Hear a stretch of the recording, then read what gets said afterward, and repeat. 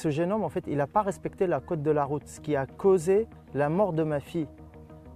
Et là, on me dit, actuellement, sa place, elle n'est pas en prison. Ouais. Et moi, je dois lui représenter mes excuses aussi, non? Tant qu'à faire.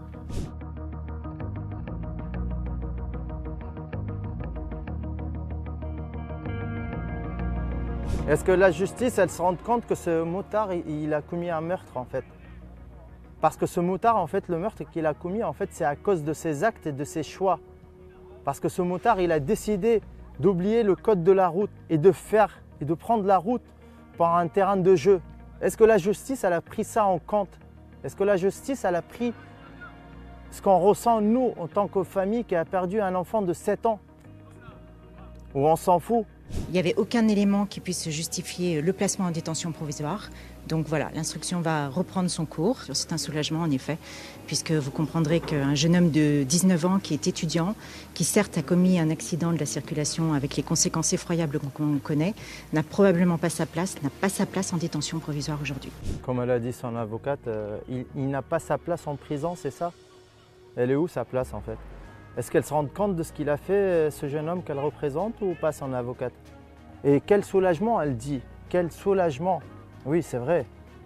C'est vrai, ils ont raison. Quel soulagement. Il n'est pas en prison, il mange, il est au chaud, il se balade quand il veut, il va où il veut. Il doit se présenter une fois tous les 2 semaines pour qu'il se rappelle qu'il a tué une personne. En fait, à un certain moment, il va falloir assumer ses responsabilités. Je ne comprends pas ce monde, en fait. Je ne comprends plus rien, en fait.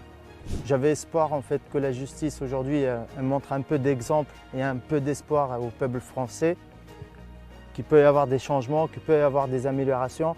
Là, la justice elle est fidèle à elle-même, donc on favorise toujours les voyous ou les gens qui causent les accidents qu'aux victimes.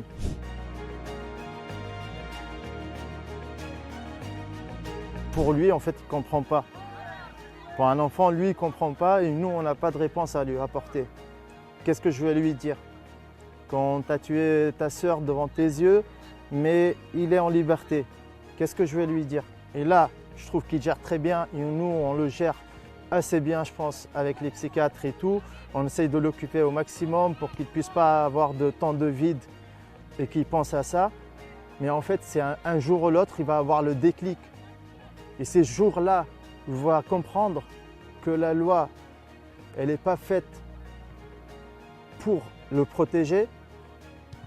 Je ne m'étonne pas qu'il devienne un délinquant ou qu'il fasse quelque chose qui va le faire perdre sa vie, quoi.